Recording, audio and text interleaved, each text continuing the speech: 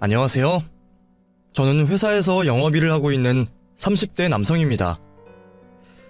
저는 유복자로 태어나 아버지 얼굴도 보지 못하고 자랐고 남편 잃고 혼자 아들을 낳은 홀어머니 밑에서 어렵게 자랐습니다. 남편 없이 자식 키우기가 쉽지 않은 게 당연한 일이기에 가난하고 힘없던 저희 어머니는 저 때문에 무척 고생을 많이 하셨죠. 몸고생, 마음고생이 일상이라 밤마다 앓으시는 날도 많고 몸에는 늘 파스 냄새가 떠나지 않았습니다. 그런 어머니를 보고 자란 저는 언젠가 꼭 어머니에게 호강을 시켜드리고 싶다 생각했지만 어머니는 그런 저를 기다려주지 못하셨어요. 제가 대학을 다니다가 휴학을 하고 군대에 가 있던 어느 날 저 없이 혼자 계시던 어머니가 갑자기 돌아가셨거든요. 예상치 못한 교통사고로 하루아침에 돌아가신 어머니의 비보에 저는 망연자실할 수밖에 없었습니다. 몇 달만 기다리면 만기 전역을 할 텐데 그 몇 달을 남겨두고 저보다 먼저 떠나신 어머니에게 죄송하다는 말씀밖에 드릴 수가 없었어요. 이럴 줄 알았더라면 살아계실 때 잘해드릴 걸, 휴가 한 번 더 나올 걸 하며 소용없는 뒤늦은 후회만 할 뿐이었습니다.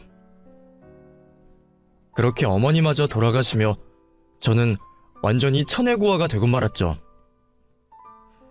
그 후로 군대를 제대하고 다시 학교에 복학하며 일상을 살아갔지만 어머니가 안 계시는 삶은 더 이상 똑같은 일상일 수 없었습니다. 죽지 못해 연명하듯 살기는 하지만 겉으로 웃고 있는 제 속은 사실 썩어 문드러지고 있었으니까요. 완전히 혼자가 되었다는 외로움은 점점 더 저를 잡아먹었고 저는 외로움을 술로 달래기 시작했습니다. 어머니 생각에 밤마다 잠이 들기 어려워 한 잔 두 잔 술을 하다 보니 어느새 집안에는 술병이 늘어나기 시작했고 슬픔을 달랜다는 핑계로 매일 술을 끼고 살던 저는 결국 어린 나이에 알코올 중독에 빠져들고 말았죠. 잘 다니던 학교를 자꾸 빼먹고 일상이 엉망이 되어가며 뭔가 잘못되었다는 걸 스스로도 느끼고 있었지만 당시에는 스스로 제어할 수가 없었습니다. 저는 브레이크가 고장난 자동차처럼 엉망이 되었고 그런 제 곁에는 몇 안 되는 친구들마저 떠나가고 있었죠. 고아의 주정뱅이를 친구로 두고 싶은 사람은 아무도 없을 테니까요. 그때는 차라리 이러다가 죽어버리는 게 낫겠다 싶기도 했습니다. 어차피 혼자인 내가 더 살아서 뭐하나 싶었거든요. 그렇게 나약하게도 슬픔에 취해 제 스스로를 갉아먹던 저는 결국 죽음의 문턱까지 갔다 오게 되었습니다. 그제서야 저는 제가 심각한 알코올 중독이라는 것을 알게 되었고 아직 젊은 저를 염려하시는 의사 선생님의 도움으로 알코올 치료를 시작하게 되었습니다. 사실 처음에는 귀찮은 게 솔직한 심정이었어요. 아무리 의사라지만 남의 일에 웬 참견인가 싶었습니다. 그때까지도 저는 스스로 괜찮다고 생각했으니까요. 원래 중독이라는 게 자신은 심각한지를 잘 모르다 보니 치료가 늦어지는데 저도 주변에 도와줄 사람이 하나도 없던 탓에 아마 그 의사 선생님이 아니셨더라면 결국 술로 인생을 마감했을지 모르겠다 싶었습니다. 덕분에 마지막 기회를 잡게 된 저는 늦기 전에 치료를 받을 수 있었죠. 상담과 치료를 통해서야 내 상태가 심각하다는 걸 알게 된 저는 그제서야 거울 속 망가진 제 모습을 보고 정신을 차리게 되었습니다. 아직 대학 졸업도 하지 못한 20대 중반 청년으로 보기에는 거울 속 제 모습이 길거리 노숙자나 다름없다 싶었거든요. 뒤늦게 상황을 파악한 저는 정말 굳은 마음으로 술을 끊어내기 시작했습니다. 애초에 좋아서 마시기 시작한 것도 아니었기에 술 자체를 멀리하는 건 어렵지 않았지만 술이 없으니 외로운 마음을 어떻게 달랠 수 있나 싶더라고요. 아마 상담 치료가 저에게는 많은 도움이 되었던 것 같았어요. 누군가한테 내 얘기를 털어놓는 것만으로 위안이 되고 외로움이 덜어진다는 걸 느꼈으니 말입니다. 덕분에 저는 무사히 알코올 중독 치료를 받게 되었고, 그 후로는 새 삶을 살기로 결심했습니다. 앞으로 다시는 술은 입에도 대지 않을 것이고, 사람 구실하며 뭐든 열심히 하는 사람이 되기로 말입니다. 저는 학교에 다시 복학하여 남은 학기 공부를 마치게 되었고, 1년 만에 취직에 성공하게 되었습니다. 그리고 직장인이 되어 열심히 일을 하게 되었죠. 매일 출근을 한다는 건 저한테 무척 도움이 되는 일이었습니다. 규칙적인 삶으로 안정도 얻었고, 나한테 할 일이 주어졌다는 게 제게는 동기부여가 되기도 했죠. 별 볼 일 없는 중소기업 사원이지만 내가 세상에 기여하고 있다는 게 제게는 살아갈 이유가 되어 주었습니다. 사실 그것도 별 이유는 되지 않을 텐데, 그전에는 왜 그런 작은 의미도 찾지 못해서 술에 의존하며 살았을지. 저는 이미 흘려보낸 청춘을 아쉬워하며 앞으로는 그만큼 더 열심히 살기로 결심했습니다. 좋은 여자 만나서 아이도 낳고 행복한 가정을 꾸리고 싶은 욕심도 생겼죠. 그랬던 제가 어느 날 천사를 만나게 되었습니다. 몸살 감기로 개인 병원을 찾게 되었는데, 거기서 정말 예쁜 간호사 선생님을 보게 되었거든요. 말 안 통하는 노인분에게 짜증 한번 내지 않고 친절하게 응대하는 나이팅게일 같은 그녀의 모습에 저는 한눈에 반하게 되었습니다. 그 후로 아픈 곳도 없이 자꾸 그 병원을 찾았던 저는 얼마 뒤 그녀에게 정식으로 고백을 하며 제 마음을 전했습니다. 다행히 그녀도 제가 싫지 않았던지 저희는 정식으로 교제를 하며 1년 뒤에는 결혼까지 약속하게 되었죠. 첫눈에 반해서 결혼까지 속전속결이었지만 제 선택에 절대 후회는 없었습니다. 민경이는 너무나 좋은 여자였고, 그런 여자를 놓치는 것이야말로 바보 같은 일이라는 걸 알았으니까요. 아내는 예전에 저처럼 홀어머니를 모시고 살며 성실히 살던 사람이었습니다. 장모님 역시 일찍 고아된 저를 박대하지 않으시고 사랑으로 품어주신 좋은 분이셨어요. 보잘것없는 제게 따님을 내어주시고 저를 친자식처럼 생각하시며 사랑과 관심을 넘치게 주셨던 분이었죠. 결혼을 하며 혼자 되실 장모님 걱정에 같이 모시고 살 생각도 했었지만 괜히 자식들에게 짐지우기 싫다며 혼자를 자처하셨던 장모님이셨습니다. 그게 더 죄송했던 저는 시간만 나면 시댁에 들러 장모님과 같이 시간을 보내기 위해 노력했고, 장모님과 가까워지려 노력했습니다. 그런다고 해서 제가 정말 친자식이 되진 않겠지만, 어머니 떠나보내고 알코올 중독에 빠질 정도로 힘들었던 제 사정을 알고 계시던 장모님께서는 그런 저를 안타깝게 생각하시며 저를 정말 자식처럼 대우해 주셨습니다. 저는 늘 그게 감사하고 죄송했어요. 천사 같은 아내와 어머니 같은 장모님 덕분에 더 이상 외롭지 않고 행복했죠. 결혼을 한다고 해서 모든 사람이 행복해지는 건 아닐 텐데, 내가 이렇게 행복해도 되는 건지 저는 무서울 정도로 행복해졌습니다. 이제는 더 이상 외로움에 지치지 않고 내 가정을 꾸렸으니 앞으로 자식도 낳고 더 좋은 일만 있을 줄 알았습니다. 그런데 결혼을 하고 1년이 지난 시점부터 아내가 뭔가 이상해지기 시작했습니다. 매일 퇴근하고 제 저녁상을 차려주기 바쁘던 아내가 갑자기 집을 비우는 날이 많아지고 제게 숨기는 게 많아지는 듯 했거든요. 결혼할 때 하객도 별로 없던 아내라 갑자기 너무 잦아진 아내의 외출이 이상했는데, 그런 아내가 심지어 저 몰래 외출을 하는 거였죠. 제가 늦게 들어올 줄 알았는지 저한테 말도 안 하고 집을 비운 일이 여러 번이었거든요. 여보 어디야? 집에 없네? 벌써 왔어? 오늘 늦는다고 안 했어? 일이 일찍 끝났어. 당신은 어딘데? 나 오늘 야간 진료 있어서 늦을 것 같아. 혼자 밥 먹고 있어. 야간 진료가 있다기에 혼자 집에 올 아내 걱정에 병원으로 찾아갔더니 아내 말과 달리 병원 문은 이미 굳게 닫혀 있었습니다.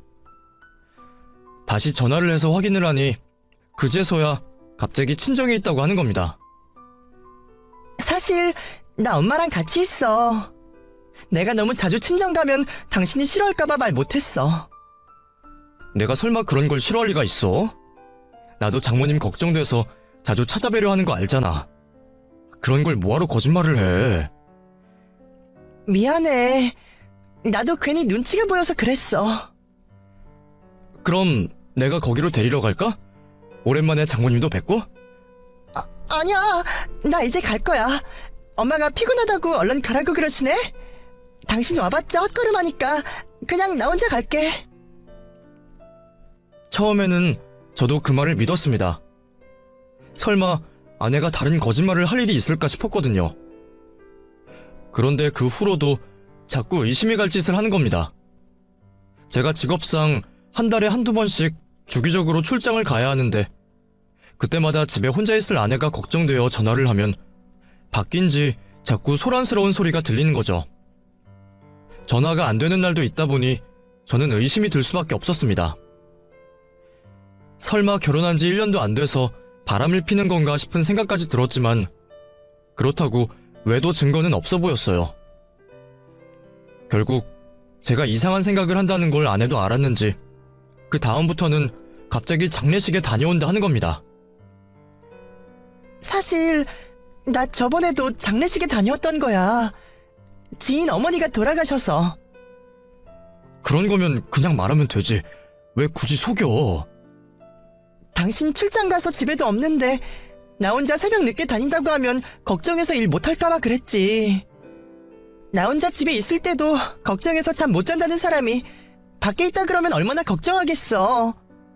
일하러 멀리 간 당신 걱정시키고 싶지 않아서 그랬어. 미안해. 알고 보니 장례식에 다녀왔다는 아내의 말에 저는 수긍을 할 수밖에 없었습니다. 제가 워낙 아내 걱정을 하기는 했기에 출장 간 저를 걱정시키기 싫었다는 아내의 말을 이해할 수밖에 없었어요. 그런데 너무 이상하게도 제가 출장을 떠날 때마다 아내가 장례식을 찾는 일들이 잦아지는 겁니다. 저도 영업일 하면서 경조사가 자주 있기는 하지만 그렇게 자주 장례식을 가는 일은 없었어요. 게다가 왜 하필이면 내가 집에 없을 때마다 그런 일이 벌어지는 건지 저는 이상한 생각이 들 수밖에 없었습니다. 저도 집사람을 괜히 의심하고 싶진 않았지만 묘하게 맞아떨어지는 일들이 아무래도 이상하다 싶어서 결국 의심을 거두지 못하고 장례식이라는 아내에게 영상통화를 걸어보게 했죠. 진짜 그렇게까지 해야겠어? 무슨 장례식이 그렇게 자주 있는지 나도 궁금해서 그러지. 당신 말대로 내가 걱정 많은 거 알잖아. 그러니까 당신도 내 마음 좀 편하게 해줘. 그냥 영상통화인데 못할 게 뭐야. 아니, 누가 장례식에 조문 와서 영상통화를 해. 그냥 어딘지만 보여달라는 거지 별로 어려운 거 아니잖아. 결국 저는 조르듯 영상통화를 하게 되었고 그제서야 정말 아내가 장례식장에 있다는 걸 알게 되었습니다. 국화꽃에 영정사진에 조문객들까지 영상으로 확인한 장소는 정말 장례식장이 맞았거든요. 그제서야 저는 아내에게 미안하다 하며 의심을 거둘 수밖에 없었죠. 그 후로 한동안은 별일 없는 날들이 지나갔습니다. 아내도 제 눈치를 봐서 그런지 집에도 일찍 들어오는 것 같았고 그토록 잦던 장례식도 더는 가지 않는 듯 했죠. 그럼에도 이상하게 찝찝한 기분에 아내에게 물어보고 싶은 게 태산이었지만 영상통화까지 하며 확인을 했던 저는 미안한 마음에 제대로 진실을 물을 수 없었습니다. 그리고 그때까지는 저도 설마 그 많은 장례식들이 다 거짓말일 거라 생각하지 못했어요. 아내가 매일 환자들을 보고 남들보다 죽음을 가까이 지켜볼 수밖에 없는 간호사인데 그런 사람이 설마 목숨을 가지고 거짓말을 할 거라고는 생각할 수 없었기 때문이죠. 그래서 저는 안 좋은 우연이 겹쳤을 뿐이라 생각하며 아내의 말을 믿어보려 했습니다. 그렇게 별일 없는 날들이 지나던 어느 날 저는 또다시 출장을 떠나게 되었습니다. 아내 일로 몇 달째 출장을 미뤄왔지만 그 출장은 미룰 수가 없었어요. 오랜만에 출장을 가게 된 저는 고민이 많았습니다. 혹시 내가 없는 사이 집에 무슨 일이 생기거나 아니면 또 아내가 집을 비우는 일이 생기는 건 아닐까 하고 말이죠. 스스로 의심하지 말자 다짐하면서도 의심병이 도지며 자꾸만 그런 생각이 드는 내가 의처증인가 싶어 자괴감이 들 정도였지만 한번 시작되는 의심은 쉽게 사그러들지 못했습니다. 그렇게 찜찜한 마음을 품고 출장을 떠나게 된 저는 제 속도 모른 채 웃으며 저를 배웅하는 아내를 보며 의심을 거둘 수밖에 없었습니다. 그 문제만 아니면 아무런 문제 없이 천사 같은 아내인데 그런 아내를 내가 자꾸 의심한다는 게 스스로 죄스러웠습니다. 설마 며칠 사이에 일은 없을 거라 생각하며 저는 출장을 떠나게 되었습니다. 그런데 일이 잘 풀려서 예상보다 하루 일찍 일정이 마무리되게 되었습니다. 일정이 저녁에 끝나는 바람에 하루 자고 예정대로 다음날 올라갈까 싶기도 했지만 몇 시간이면 집에 돌아갈 수 있는데 굳이 밖에서 자야 하나 싶은 생각에 집으로 가기로 했죠. 순간 아내에게 그런 사실을 알리지 않고 몰래 집으로 가볼까 싶은 생각이 들었지만 마지막 남은 신뢰를 지키고 싶었던 저는 아내에게 미리 연락을 하기로 했습니다. 아내에게 함정 수사를 하는 옹졸한 남편이 되고 싶지 않았거든요. 그런데 무슨 일인지 아내가 한참 동안 전화를 받지 않는 겁니다. 이제 막 저녁을 먹고 났을 정도의 시간인데 왜 전화가 되지 않는 건지 저는 또다시 두근거리는 마음을 진정시켜야 했죠. 아내가 계속 연락이 닿지 않으니 어쩔 수 없다 생각했던 저는 우선 집으로 향할 수밖에 없었습니다. 그렇게 집에 도착하게 된 저는 깜깜하게 불 꺼진 집안 풍경에 망연자실하고 말았습니다. 설마 이 시간까지 퇴근을 안 했을 리도 없을 텐데 미리 연락도 없이 어딜 간 건지 저는 저를 또 의심케 만드는 아내가 너무하다 싶은 생각이 들었습니다.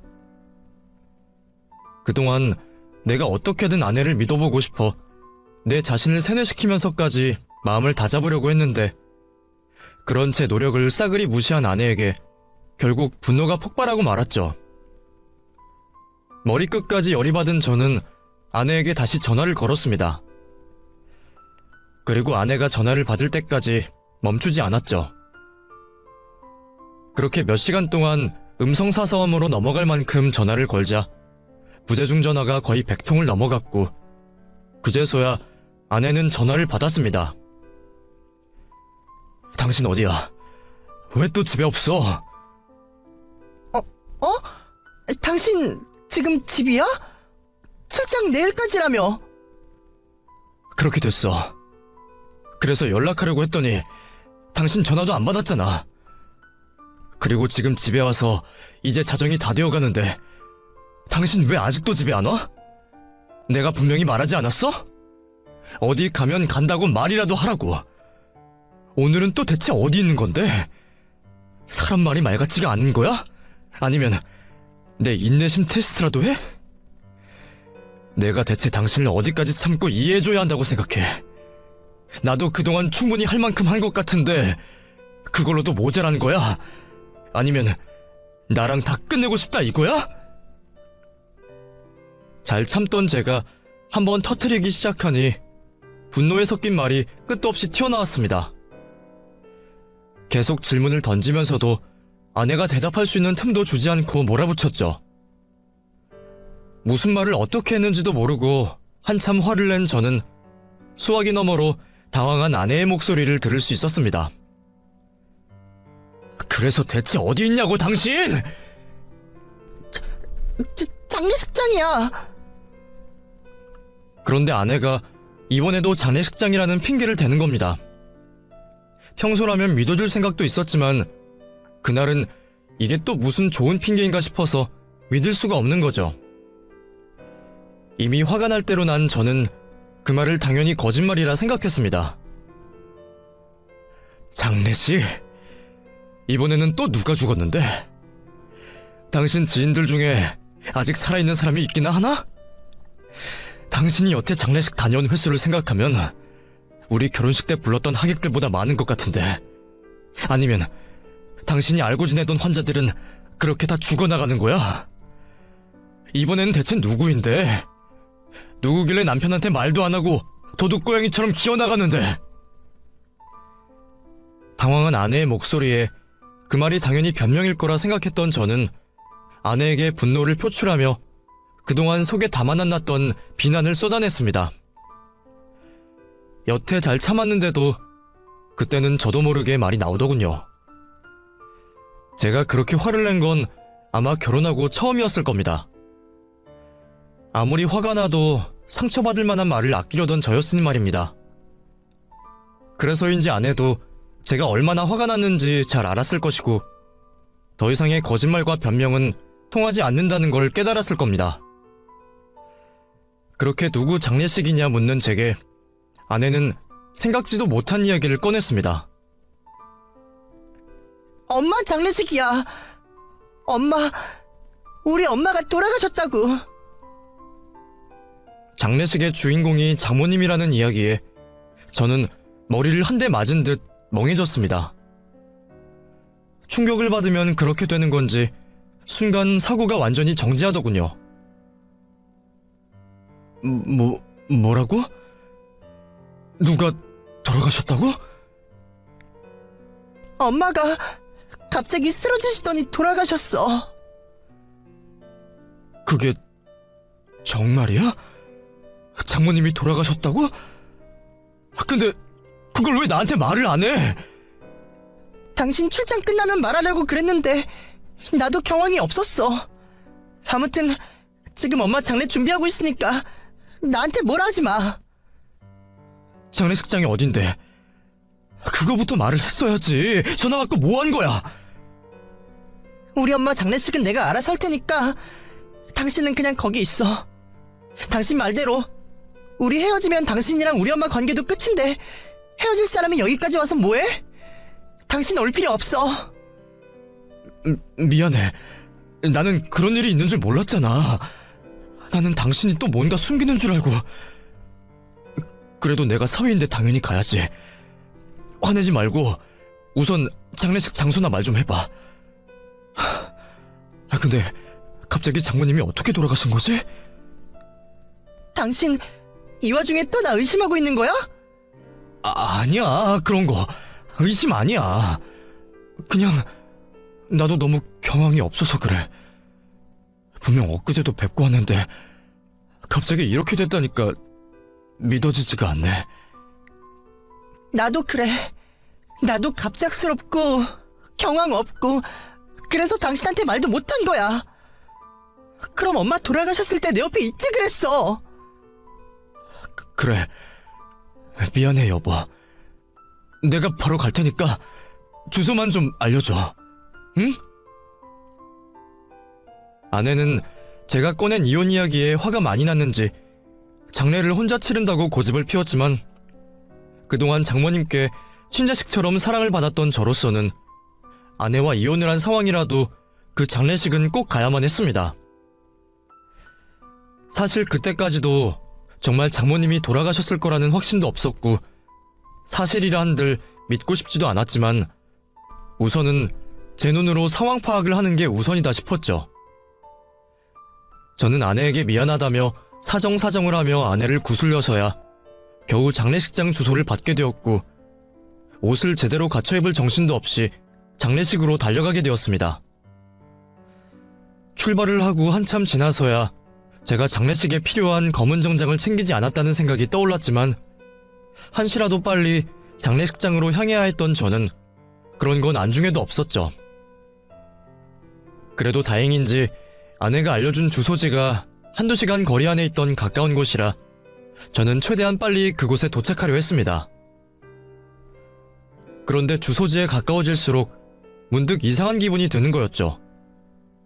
보통 장례식은 대학병원 부설이라 도심 근처에 있기 마련인데, 그곳은 이상하게도 장례식장만 덜렁 있는 건지 가까워질수록 도시에서 벗어난 외딴 곳이더라고요. 순간 왜 이런 외딴 곳에 장례식장이 있을까 싶었지만 당시에는 장모님의 사망에 초점이 가 있었기에 생각을 깊게 하지 못했습니다. 잠깐 이상한 생각이 들었던 것과 달리 막상 도착한 곳은 향냄새가 풀풀 나는 장례식장이 맞아 보였죠. 다들 어두컴컴한 옷들을 입고 지나다니는 사람들과 영안실과 장례식 단상들을 보니 내가 틀린 곳에 도착한 건 아니라는 생각이 들었습니다. 그렇게 이름표를 찾아 장모님의 장례식 장소를 찾아낸 저는 정말로 그곳에 놓여있는 장모님의 영정사진을 볼 수 있었습니다. 병풍 앞에 놓여진 장모님의 영정을 본 저는 그제서야 장모님이 돌아가셨다는 걸 믿을 수밖에 없었죠. 오는 와중에도 차라리 거짓말이기를 바라며 도저히 믿을 수 없었던 저는 뒤늦게 몰려온 충격에 그 자리에 털썩 주저앉을 수밖에 없었습니다. 순간 자리를 지켜야 할 아내는 어디 가고 아무도 없이 비어있나 싶었지만 슬픔에 휩싸였던 저는 아무도 없이 텅 비어진 장례식장을 신경 쓸 겨를도 없었어요. 장모님, 이게 무슨 일이야 대체? 이렇게 갑자기 돌아가실 줄은 몰랐던 탓에 너무 큰 충격을 받았죠. 그전까지는 저도 나름 아들 같은 사위라 생각했는데 막상 장모님이 돌아가셨다고 하니 왜 더 잘해드리지 못했나 후회만 들었습니다. 제게 장모님은 남다른 의미셨습니다. 그저 아내의 어머니, 제 장모님이 아니라 저한테는 진짜 가족이셨어요. 든든한 제 편이 되어주셨고 사위를 자식처럼 여겨주시며 저를 아들처럼 대우해주셨던 분이셨죠. 그런데 그런 장모님이 갑자기 돌아가셨다니 저는 이 슬픔을 어떻게 감당해야 할지 알 수 없었습니다. 장모님, 이렇게 갑자기 가버리시면 저는 어떻게 하라고요? 친아들처럼 생각하신다고, 엄마처럼 생각하라고 하셨는데 제가 어머니라고 한번 불러보기도 전에 이러시는 법이 어디 있어요? 저한테서 아버지 어머니 다 데려가시고 이제는 장모님마저 뺏어가십니까? 왜 항상 후회는 늦어서야 되는 건지 어머니를 먼저 떠나보내고서 자식도리를 다하지 못해 가슴에 맺혔던 제 한은 장모님이 돌아가신 후에도 계속되었습니다. 혹시나 이럴까봐 모시고 같이 살고 싶었던 건데 말이에요. 그때는 저도 아직 챙겨드릴 날이 많을 줄만 알고 안일하게 생각했는데 이럴 줄 알았으면 장모님이 싫으시다고 하셔도 제가 고집을 피워 모시고 살 것을 그랬습니다. 그랬더라면 후회가 덜했을지 저는 들을 사람도 없는 넋두리를 한참 내뱉고 있었죠. 그런데 그 순간 도저히 믿기 힘든 일이 벌어지고 말았습니다. 급작스러운 죽음으로 장모님 임종도 지키지 못한 제가 마지막으로 한 번이라도 장모님을 뵙고 싶다고 생각했더니 갑자기 병풍이 흔들리며 그 뒤에서 장모님이 걸어 나오시는 게 아니겠나요? 이미 눈물로 얼굴이 흠뻑 젖어있던 저는 눈물을 닦으면서도 제가 헛것을 보는 줄로만 알았습니다. 마지막으로 한번 뵙게 해달라는 소원을 이런 식으로 들어주시는구나 싶었죠. 그런데 눈으로만 보이는 게 아니라 제 귀에 들리는 장모님의 목소리에 저는 주저앉아 있던 몸을 벌떡 일으킬 수밖에 없었습니다. 김서방, 그리 울지 말게. 나 살아있네. 장모님? 진짜 장모님이세요? 아이고, 혹시 꿈인가요? 아니야, 나 정말 살아있네, 김서방. 이것 봐, 온기가 남아있지 않나? 아니, 그럼 이게 대체 무슨 상황이래요? 살아 돌아오신 거예요? 아니면 돌아가시지도 않았는데 장례식을 치른 거예요? 집사람은 대체 어디 간 거예요? 예? 너무 혼란스럽던 저는 장모님께 질문을 던질 수밖에 없었고, 한숨을 깊게 내신 장모님께서는 한참 만에야 제게 상황을 말씀해 주셨습니다. 김서방, 사실 이거 다 민경이가 꾸민 짓이네. 내가 통조하면 안 되는 건데 부모가 뭔지 내가 딸 부탁에 넘어가 버렸어. 장모님은 이 모든 게 아내가 꾸민 일이라며 제게 사죄를 하셨습니다. 그게 무슨 말인가 싶었던 저는 장모님의 설명을 듣고 충격을 받았죠. 김서방, 내가 진짜 자네한테는 면목이 없네. 민경이 걔가 시켜도 이런 짓까지 통지하면 안 되는 건데 나는 이렇게라도 하면 그년이 정신이라도 차릴까 싶어서 그랬던 건데 병풍 뒤에 숨어서 자네가 하는 얘기를 듣고 있자니 내가 자네한테 이런 짓을 했다가는 천벌을 받겠구나 싶은 거야. 자네가 나를 그리 생각하는 줄도 모르고 나도 모르게 팔이 안으로 굽었지. 그렇다고 자네 나쁘게 하려고 그런 건 정말 아니야. 제발 용서해주게. 그게 대체 무슨 말씀이세요, 장모님? 집사람이 뭘 꾸몄는데요? 대체 뭐 때문에 이런 짓까지 하신 거예요? 역시 집사람이 저한테 숨기는 게 있었던 거죠? 뭐예요? 저 몰래 다른 남자라도 만나는 겁니까? 그런 게 아니라 사실 민경이 걔가 지금 도박에 완전히 빠져버렸어. 여기도 사실 도박장이야. 내가 진작 말렸어야 하는데 내가 말린다고 듣지도 않고 정신이 완전히 나가버려서 말을 해도 통하지를 않아. 내가 자네한테 다 말하고 손 씻으라고 그렇게 달랬는데 이번 한 번이 마지막이라면서 나한테 이런 짓까지 시키지 뭔가. 아휴, 이 자식이 웬수지 웬수야. 도박이요?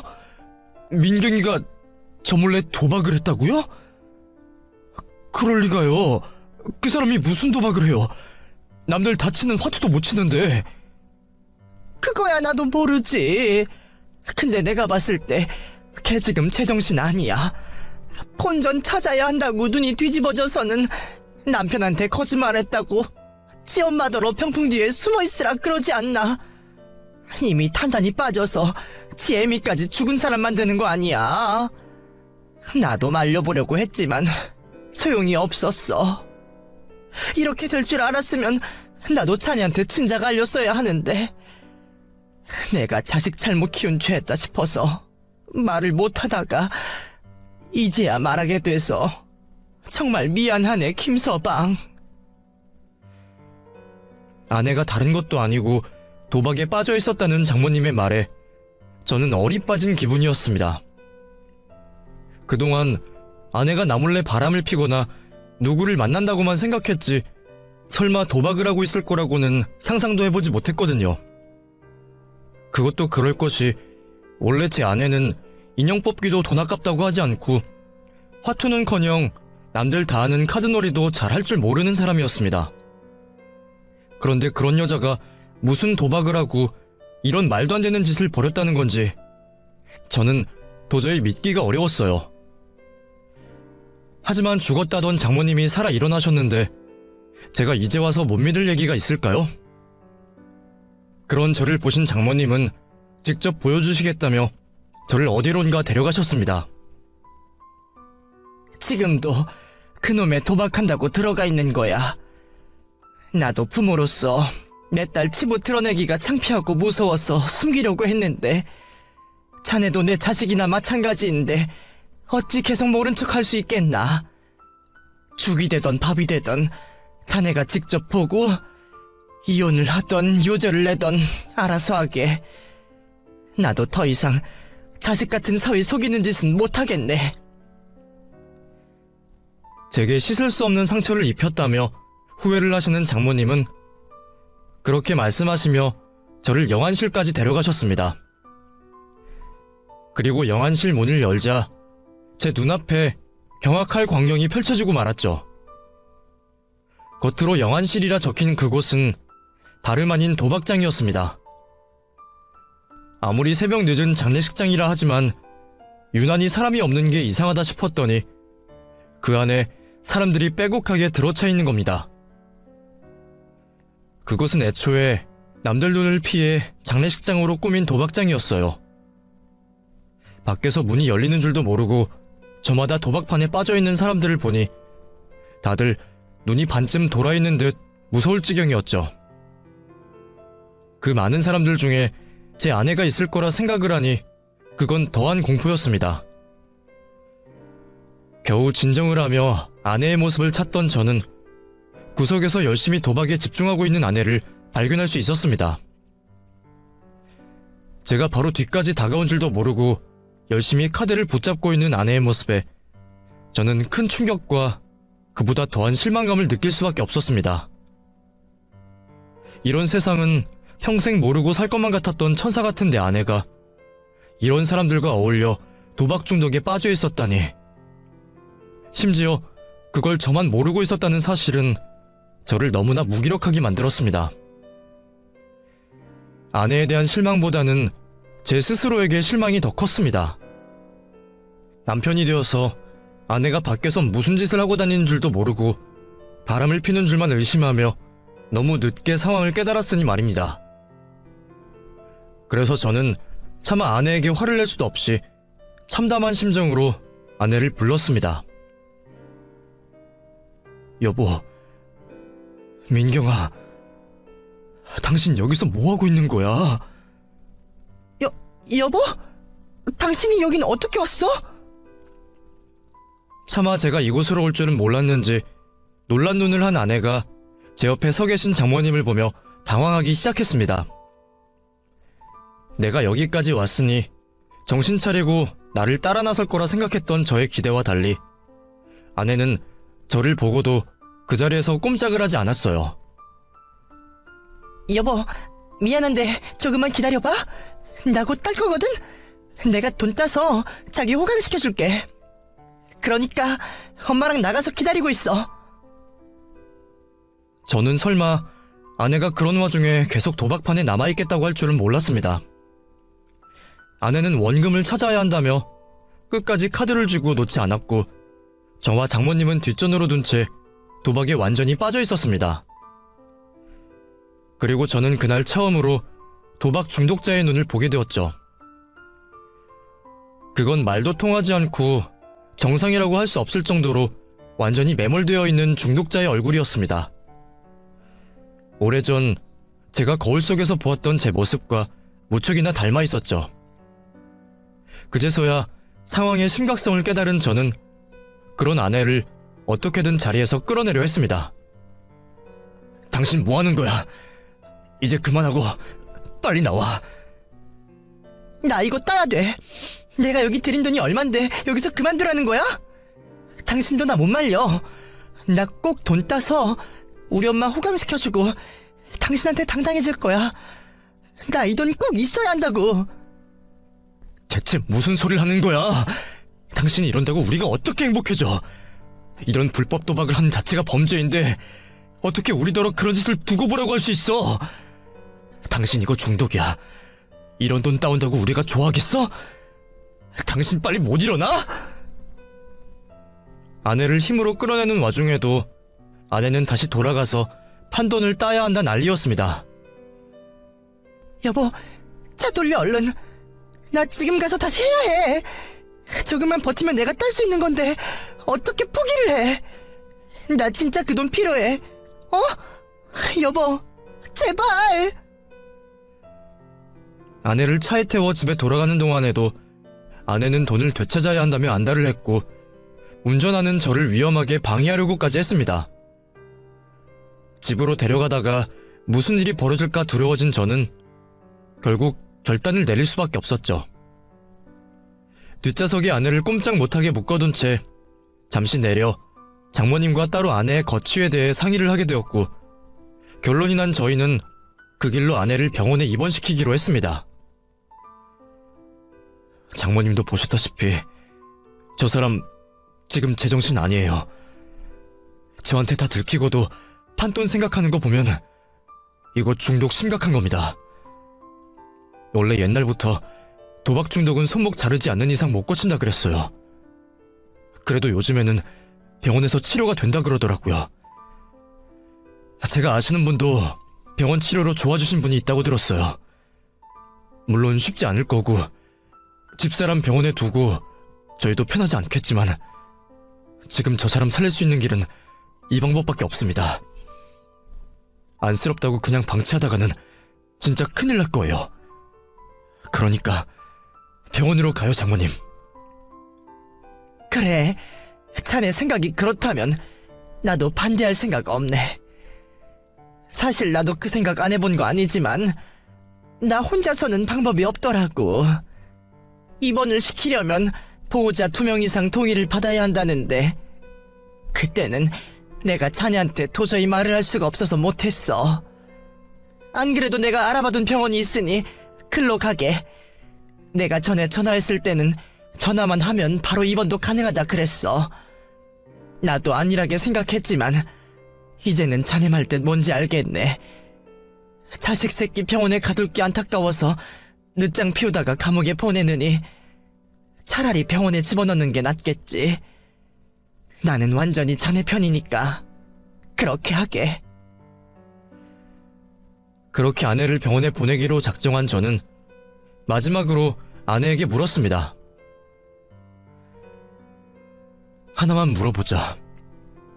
대체 어쩌다가 도박에 손대게 된 거야? 당신이 뭐가 부족하다고? 병원에서 간호사로 일 잘하고 결혼해서 행복한 일만 남았는데 그런 당신이 도박을 할 일이 뭐가 있어? 원래 그런 거 좋아하지도 않았잖아. 설마 돈이 필요했던 거야? 이제 와서 거짓말은 더 통하지 않으니까 이제라도 솔직하게 말해봐. 대체 왜 그런 거야?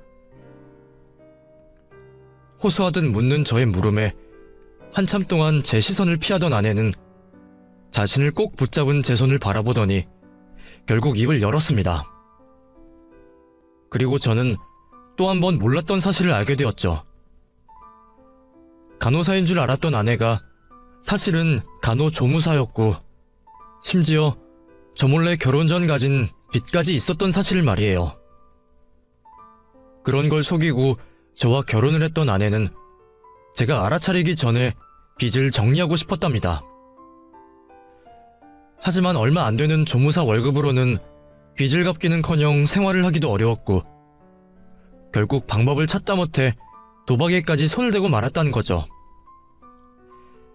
처음에는 조금이라도 운을 쫓아 가볍게 시작했지만 돈을 따고 잃다 보니 점점 원금 생각이 나기 시작했고 그렇게 서서히 중독이 되었던 듯 했습니다.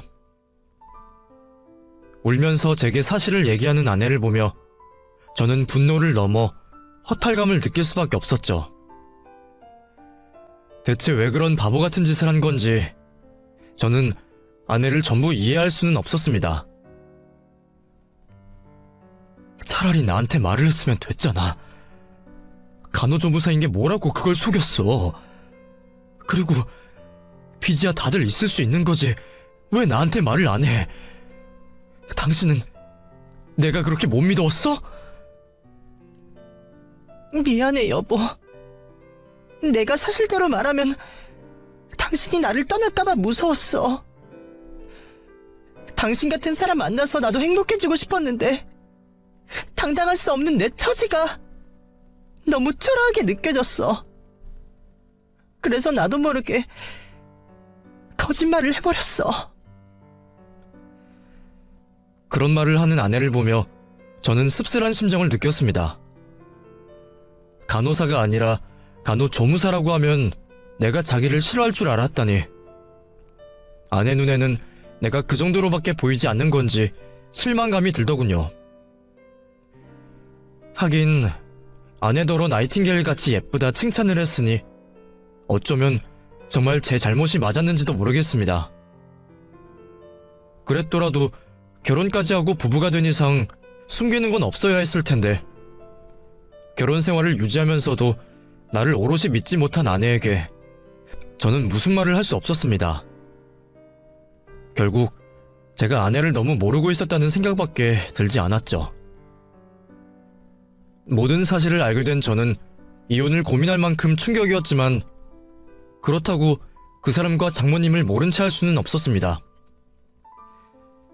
이혼을 할 때 하더라도 우선 사람은 살리고 봐야겠다 싶었던 저는 예정대로 아내를 병원에 데려가기로 했습니다.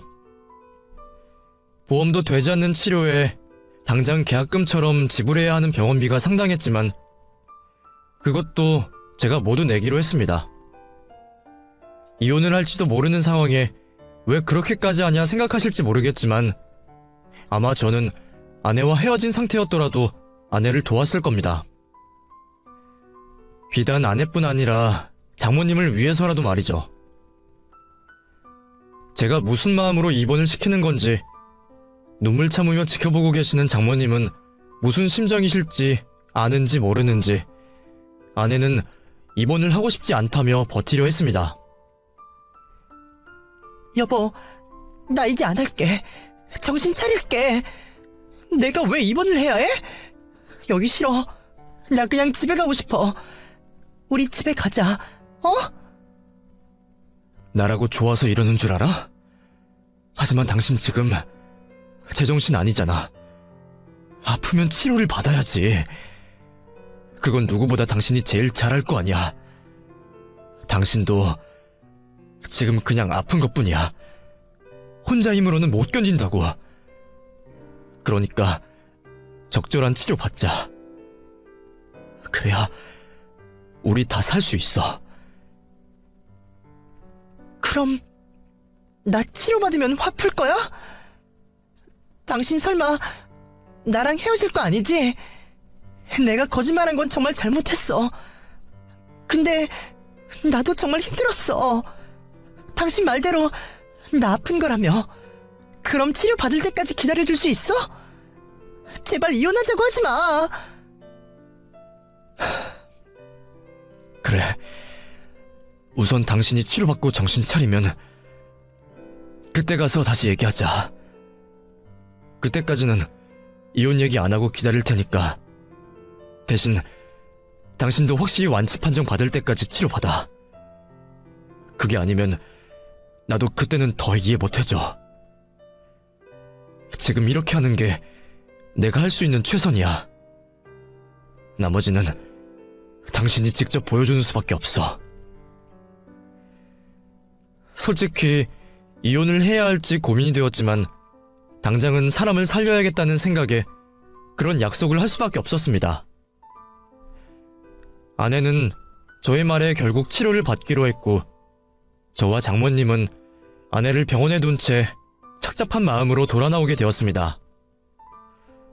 그 후 다행히도 아내는 불평 없이 치료를 잘 받게 되었고 반년 만에 입원 치료를 끝내고 통원 치료를 시작하게 되었습니다. 다행히 진전이 좋아요. 가족분들이 늦기 전에 잘 데려오시기도 했고 환자분의 의지가 대단합니다. 이 정도면 퇴원하셔도 되겠어요.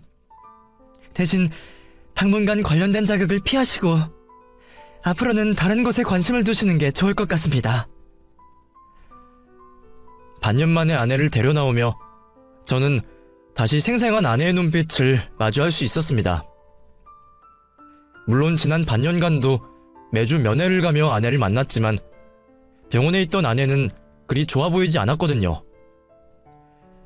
중독과 싸운다는 게 얼마나 고된 일일지 누구보다 이해하는 저로서는 아내가 스스로를 이겨내기를 바라는 수밖에 없었습니다. 그렇게 좋은 결과를 보이며 병원을 퇴원하게 된 아내는 그 후 새로운 목표를 잡게 되었습니다. 의사의 조언처럼 건전한 생활을 하며 제게 했던 거짓말을 만회하기 위해 병원 일을 하면서 밤에 야간대학의 간호학과를 다니기로 했죠. 병원에 있는 동안 이미 합격 통지까지 받아낸 아내는 그 결심을 보여주듯 그 후로 정말 열심히 살아갔습니다. 아내가 갚지 못해 제가 대신 갚았던 돈을 매달 제게 분납으로 돌려주고 있고요. 애초에 먹고 살기 위해 지었던 빚이라 갚을 필요 없다는데도 그렇게 하겠다는 아내를 보면 아내의 의지가 얼마나 대단한지 저도 알 수 있었습니다. 이렇게 할 수 있는 사람이 그동안 혼자 잘못된 생각에 빠져들었던 것을 보면 저는 그런 아내가 안타깝기도 했습니다. 만약 아내가 좋은 환경에서 기회를 얻었더라면 이런 일이 없었을 거라 싶었거든요. 아버지가 일찍 돌아가시지 않고 집안이 넉넉했다면 대학에 진학해서 간호사의 꿈을 진작 이뤘을 수도 있을 겁니다. 하지만 아내는 홀어머니와 살며 당장 돈을 벌기 급급했던 상황이었고 빚을 질 수밖에 없는 상황을 겪었습니다. 그리고 그런 자신의 처지가 부끄러워 남편인 제게도 솔직하지 못했겠죠. 한때 힘든 일을 겪었던 저도 그 마음을 모르지 않기에 저는 결국 마지막으로 아내를 이해하고 믿어보기로 결정했습니다. 천성이 나쁜 사람은 아니라는 걸 알고 있기에 저는 끝까지 아내를 믿고 싶어요. 아마 저와 장모님이 계신 한 아내도 더 이상 무너지지 않으리라 기대합니다. 그럼 저희 부부가 신뢰를 잃지 않도록 응원을 부탁드리며 저는 여기서 인사드리겠습니다. 감사합니다.